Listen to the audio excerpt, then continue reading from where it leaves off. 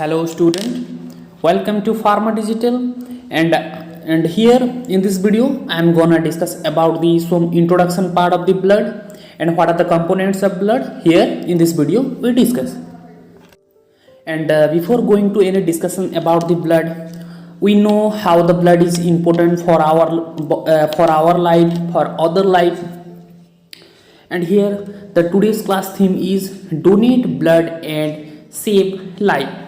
And here June 14 is considered as a World Blood Donor Day, and thanks to those individuals who voluntarily donate their blood to save others' life. And in every 2 seconds someone needs blood, and in every 2 seconds someone needs blood. So here in this line we know how the blood is important for our body. So don't bleed, donate blood. If we consider the blood as a one line, don't bleed, donate blood, we have to follow this rule: don't bleed and donate blood. And blood is an important part of the circulatory system. Circulatory system means it is a system through which a circulation is carried out, and in circulatory system which fluid is act as a circulation, that is blood. And there are some vital organs which helps for this circulation of the blood, like heart pump the blood throughout the body. And ये जो circulatory system है, यहाँ पे जो है वो circulation of body fluid means यहाँ पे जो है ब्लड है, और कहाँ पे ये सर्कुलेशन होगा, distributed to the various part of the body, and it also helps to distribute the various components to various part of our body, like different fat, nutrients, proteins. And it is a transport system, means circulatory system is a transport system that use blood to move substance such as nutrient, waste and gases throughout the body of an organism, and it is a vital system of our body. And this circulatory system is first invented by William Harvey in 1628, and that's why William Harvey is considered as the father of circulatory system. Then this circulatory system is of two types. One is open circulatory system, and second one is closed circulatory system. And human being comes under the categories of closed circulatory system. And in open circulatory system, some invertebrates like cockroach, mosque, these are the some insects which are play this open circulatory system. And in open circulatory system, the circulating fluid is directly contact with the internal organs or directly contact with the internal tissue. And whereas the closed circulatory system is a complicated system as compared to open circulatory system, because this open circulatory system is a easy structure, and here the closed circulatory system is slightly complicated as compared to open circulatory system. And closed circulatory system consists of three components to carry out the circulatory system, like that heart, blood vessels and blood. यहाँ पे 2 बार heart लिखा गया है, गलती सी, heart, blood vessels and blood. एक मैं picture दिखा देता हूँ. यहाँ पे देखो, ये ओपन सर्कुलेटरी सिस्टम का स्ट्रक्चर है, ये क्लोज सर्कुलेटरी सिस्टम का स्ट्रक्चर है. ओपन सर्कुलेटरी सिस्टम ये क्या किस में हो रहा है, इंसेक्ट में, और ये किस में हो रहा है, एनिमल्स एंड ह्यूमन बीइंग में. तो ओपन सर्कुलेटरी सिस्टम में क्या होता है, ये हार्ट में से ब्लड जो है वो पंप होके, ये हार्ट में से जो ब्लड है वो पंप होके जाता है यहाँ पे एरोटा में, एंड एरोटा के थ्रू यहाँ पे देख सकते हो, यहाँ पे जो कैविटी है, टिश्यू कैविटी है, यहाँ पे ब्लड जो है वो यहाँ पे लीक करता है दोनों एरोटा में, और यहाँ पे फील होके ये टिश्यू कैविटी में फील होता है. टिश्यू कैविटी में फील होने के बाद ये जो कॉकरोच का और इंसेक्ट का जो डिफरेंट टिश्यू है उसमें ब्लड फील हो जाता है, एंड उसके बाद फिर से ये रिडिफ्यूज हो जाता है by the help of pair of ostia. And like that, in case of closed closed circulatory system, the heart is first pumped through different type of blood vessels like artery, veins and capillaries. Then it is re-entered to the heart by the same system. यहाँ पे देखो open circulatory system और close circulatory system का different. यहाँ पे क्या होता है, क्लोज सर्कुलेटरी सिस्टम में हार्ट जो है वो पंप करता है आर्टरी में, आर्टरी के बाद वेंस में, वेंस के बाद ये कैपिलरीज में, और कैपिलरीज के थ्रू जो है वो ब्लड लीक होता है और डिफरेंट टिश्यूज में पहुंचता है। एंड उसके बाद फिर से ये जो है वेन्यूज जो है वो कैरी करता है, वेंस जो है वो लेके जाता है, एंड उसके बाद फिर से ये हार्ट में एंटर हो जाता है। तो ये कॉम्प्लीटली एक सर्कुलेटरी सिस्टम है जो कि ये कैरिड आउट होता है। वैसे ही ओपन सर्कुलेटरी सिस्टम में क्या हो रहा है, यहाँ पे हार्ट से ब्लड जो है वो पंप हो रहा है। यहाँ पे देखो कैपिलरीज का जो है वो कनेक्शन है, यहाँ पे क्लोज सर्कुलेटरी सिस्टम में यहाँ पे नहीं है। यहाँ पे जो है वो डायरेक्ट टिश्यू स्पेस में लीक करेगा ब्लड, जो कि यहाँ पे नहीं होता। ये थोड़ा कॉम्प्लिकेटेड सर्कुलेटरी सिस्टम है as compare to open circulatory system, and this open circulatory system is easier than closed circulatory system. And next हम डिस्कस करेंगे ब्लड के बारे में। और blood is a fluid connective tissue. जैसे कि टिश्यू पता है 4 कैटेगरीज का रहता है, epithelial, connective tissue, muscular tissue and nervous tissue. And here this blood is a type of fluid connective tissue, and blood is 5 to 6 liter in men and about 500 ml less in case of women, because their body weight also different than men, and approx 8% of the total body weight means मान लो तुम्हारा वजन 70 kg है तो उसके हिसाब से 8% मतलब तुम्हारा जो ब्लड है वो 5.6 लीटर होगा। और मान लो तुम्हारा 80 kg बॉडी वेट है, उसका 8% हिसाब से 6.4 जो है तुम्हारा ब्लड वॉल्यूम होगा। ये हो गया उसका बॉडी वेट के हिसाब से। तो यहाँ पे देखो टोटल बॉडी वेट का 8% होता है ब्लड, एंड 80 ml पर kg बॉडी वेट भी तुम कंसिडर कर सकते हो।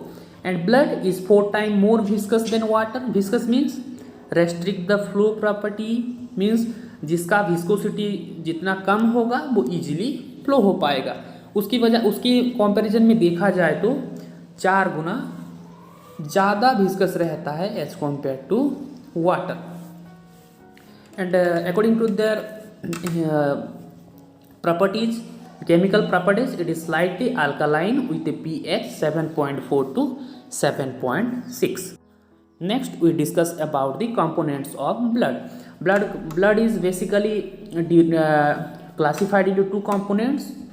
One is blood plasma and another is blood cell. And in blood cell there are 3 types of blood cells comes out. One is RBC, that is red blood cell. Second was WBC, white blood cell, and last one is platelets. So first we briefly discuss about the blood plasma. As you know, plasma is a clear cell-free fluid, and it is a important portion of the blood, and it represent approx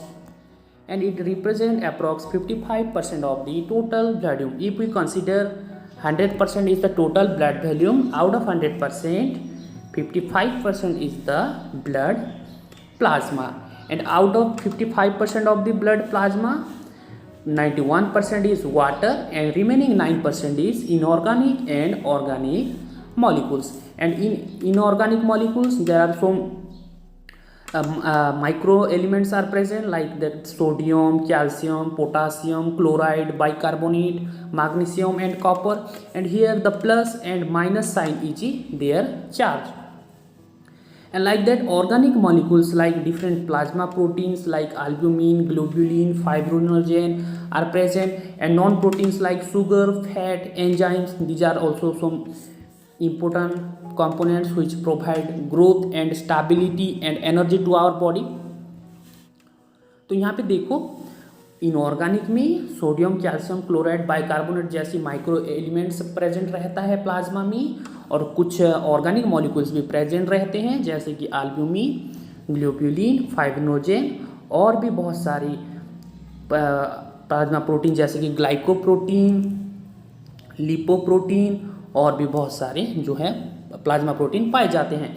लेकिन among which albumin, globulin and fibrinogen, these are the three important plasma protein present in blood plasma. And out of 100% of the total blood, 7 to 8% is plasma protein. And albumin जो है blood में बहुत ज़्यादा concentration में पाए जाते हैं, total 55% of total plasma protein, and it is responsible for the maintenance of osmotic pressure of the blood.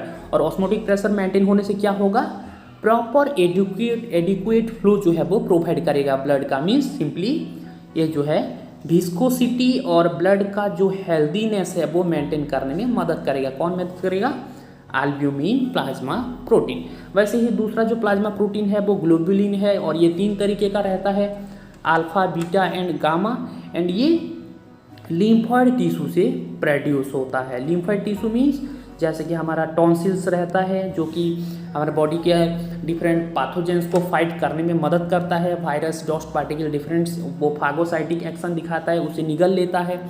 तो ये ग्लोबुलिन जो है वो लिम्फॉइड टिश्यू से फॉर्म होता है, एंड ये टोटल 35 से 40% ऑफ द टोटल प्रोटीन। यहाँ पे देखो 55 हो गया ये एल्ब्यूमिन, एंड 35 से 40 जो हो गया वो है ग्लोबुलिन। और ये 3 टाइप का रहता है, alpha, beta and gamma protein according to their structure. And third plasma important plasma protein is fibrinogen, and it is responsible for the coagulation of blood. Coagulation of blood means clotting of blood. जब हमें चोट लगता है तो bleed होता है, and after कुछ time जो है वो बंद हो जाता है due to this fibrinogen plasma protein, and it is synthesized in liver, and it contains approx 5 to 10%। देखो टोटल 55% हो गया एल्ब्यूमिन, 35 से 40 हो गया ग्लोबुलिन, एंड 5 से 10 जो हो गया वो है फाइब्रिनोजेन। देखो कई सारे स्टूडेंट जो है वो सीरम एंड प्लाज्मा में कंफ्यूज हो जाते हैं, क्योंकि दोनों का दोनों ही क्लियर कलरलेस फ्लूइड होता है, बस slightly different to each other है। यहाँ पे देखो जब हम ब्लड से प्लाज्मा निकालते हैं उसमें एंटी कोआगुलेंट दिया जाता है। एंटी कोआगुलेंट मीन्स एक ऐसी केमिकल जो कि ब्लड को क्लॉट होने ना दे। उस ब्लड में एंटी कोआगुलेंट ऐड करने के बाद हम सेंट्रीफ्यूगेशन, एक मशीन्स रहता है, यहाँ पे देखो ऐसे उसका जो ये ट्यूब रखने के लिए ऐसे स्पेस रहता है उसमें रखते हैं, और कुछ RPM रोटेशन पर मिनट के हिसाब से ऐसे उसे सर्किल और रोटेटिंग जो है दिया जाता है। उसके बाद ये ऐसे सेटलमेंट जो है वो हो जाते हैं। यहाँ पे पिक्चर पे दिखा देता हूँ, यहाँ पे देखो ऐसे सेटलमेंट जो है वो हो जाते हैं। ऊपर का पार्ट जो है वो प्लाज्मा, एंड नीचे का यहाँ पे बीच में जो एक ग्रेस कलर का दिखाई देता है वो है WBC एंड प्लेटलेट, एंड पूरा नीचे जो है वो सेडिमेंट होके रह जाता है, वो है रेड ब्लड सेल। एंड वैसे ही नॉर्मली अगर हम बिना एंटी कोआगुलेंट दिए हम ब्लड का जो है वो हम सेरम निकाल सकते हैं। सेरम भी एक क्लियरलेस फ्लूइड है, लेकिन यहाँ पे देखो यहाँ पे RBC जो है वो सेटल हुआ है, लेकिन यहाँ पे RBC जो है यहाँ पे ब्लड जो है वो क्लॉट हुआ है। सेटल मीन्स यहाँ पे देखो उसका एक शेप है, देखो इक्वली ये सेटल हुआ है, लेकिन क्लॉट में क्या हुआ है, यहाँ पे इकट्ठा हो गया है। और सीरम और प्लाज्मा में और एक स्लाइडिंग डिफरेंट रहता है। प्लाज्मा से क्लॉटिंग फैक्टर अगर हम निकाल दें तो वो हो जाता है सीरम, क्योंकि प्लाज्मा में डिफरेंट क्लॉटिंग फैक्टर रहने की वजह से यहाँ पे तो सिंपली प्लाज्मा में जो क्लॉटिंग फैक्टर रहते हैं वो ब्लड का ये सेटलमेंट जो है वो रेगुलेट करते हैं, लेकिन प्लाज्मा से अगर हम ये क्लॉटिंग फैक्टर को निकाल दें तो वो हो जाएगा सीरम। एंड यहाँ पे देख सकते हो अगर ये एक सैंपल लिया गया है ये ट्यूब में उसका प्लाज्मा निकालने के लिए, तो ये सेंट्रीफ्यूगेशन मैंने बोला था ये इंस्ट्रूमेंट रहता है, ऐसे चारों ओर उसे इस ट्यूब को रखने के लिए यहाँ पे स्पेस रहता है, इसमें रखा जाता है, और एक क्लॉकवाइज और एंटी क्लॉकवाइज एक दिशा में रोटेशन दिया जाता है। एंड उसके बाद जो है वो ऐसे सेटलमेंट हो जाता है डिफरेंट ब्लड सेल का। ऊपर वाले यहाँ पे देख सकते हो येलो कलर का जो है वो ये प्लाज्मा है, जो कि 55% ऑफ टोटल ब्लड हम कंसिडर कर सकते हैं। यहाँ पे थोड़ा सा जो विस्कस वॉफी कोट, ग्रीस कोट यहाँ पे देखा जाता है, जो कि ल्यूकोसाइट एंड प्लेटलेट्स का माना जाता है, एंड ये लगभग 1 से 2% का रहता है। एंड तीसरा जो सेटलमेंट लास्ट पार्ट में हुआ है वो है एरिथ्रोसाइट। एंड एरिथ्रोसाइट में यहाँ पे 44 से 45% जो है वो रेड ब्लड सेल यहाँ पे नीचे सेटलमेंट हुआ है। तो यहाँ पे देखो रेड ब्लड सेल सेटलमेंट होने के बाद ऊपर वाला जो क्लियरलेस फ्लूइड जो हम पाते हैं उसे बोलते हैं प्लाज्मा, और ये प्लाज्मा में से क्लॉटिंग फैक्टर निकाल दें तो वो हो जाता है सीरम।